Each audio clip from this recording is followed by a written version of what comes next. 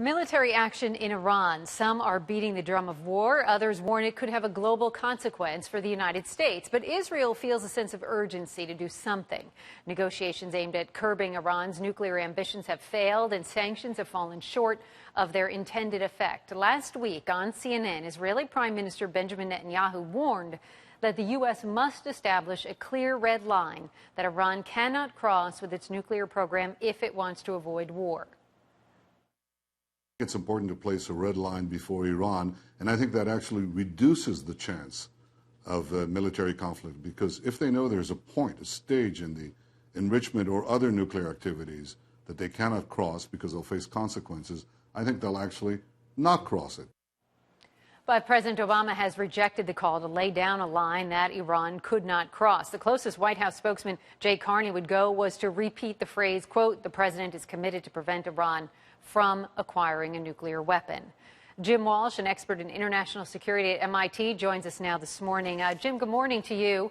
You're one of a handful of Americans who have traveled to both Iran and North Korea for talks with officials about nuclear issues. So what do you think about this? Should the White House set a red line? Well, I actually think they have set a red line. It's not where the Israeli Prime Minister wants it to be. It's not as precise as he wants it to be. But the red line is there. President Obama has said on repeated occasions that an Iranian nuclear weapon is unacceptable. And so if they move from where they are now, which is sort of a rough capability, to a bomb decision, saying, yes, we're going to take that capability and translate it into an actual working weapon, that's the red line that the president has announced, and I would expect he would act at that point. Iran has been saying all along, I mean, it's been denying that it aims to build a nuclear bomb, saying that the program is for energy and medical use. I mean, the White House doesn't really believe this, does it? Well, I think there are various suspicions about the programs. First, about the nuclear program in Iran. First, that there were facilities that were being built in secret before they were revealed. And secondly, that the program is actually larger than they're currently what they need. They don't need to produce a lot of fuel because they only have one reactor, and the fuel for that reactor is being supplied by the Russians. So anytime you have this big enrichment program, but real no obvious use for the material you're producing, that raises suspicions. I want to stress, Randy, though, that the intelligence community, the highest-ranking intelligence officer in the United States, has repeatedly publicly testified that Iran had a bomb program, stopped it in 2003, and has not yet made a decision to restart it. So, unlike Iraq, where they stopped the program and no one knew and thought they were still going for it, U.S. officials are confident that they have not made that key decision to go from capability to a bomb. And that's why we have sanctions and negotiations and all the rest, to try to steer them to a different path. Do you think the U.S., do you think we'd ever see U.S. military action in Iran? And if so, what would that look like?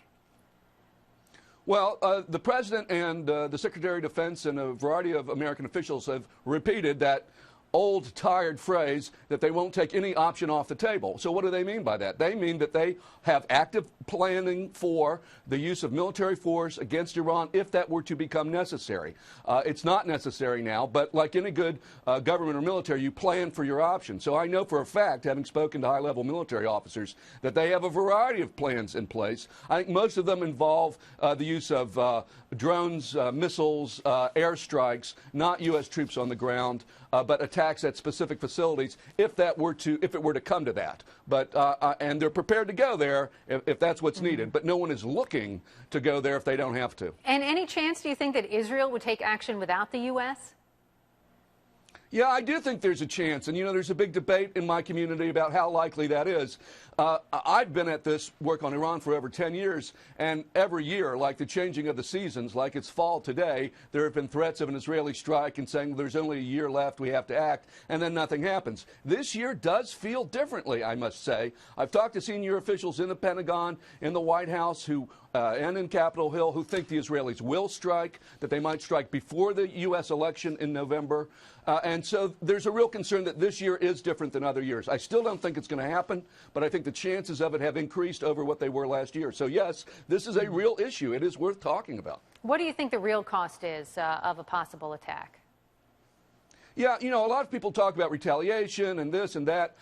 I'm a guy who focuses almost all his effort on nuclear issues and stopping the spread of nuclear weapons. My own view is that if Iran is attacked, you will get this bomb decision that I referred to earlier. Again, they haven't yet decided which way they're going to go on this. But I think if you hit them, they're going to respond by saying, oh, yeah, we'll show you. We're going to build a bomb. So I think in some ways, the worst consequence of a military strike at this point is that you're going to produce the very thing you're seeking to avoid. You're going to get a bomb decision, and Iran hell-bent on building a bomb, and that's exactly what we don't want to have happen. So that's of all the possible consequences, that's the one I worry about the most. Here's the thing, though, too. I mean, if Israel goes in, or the U.S. goes in, or anyone else, for that matter, given the landscape there, is there really any way to know that we hit our targets and we put an end to the program?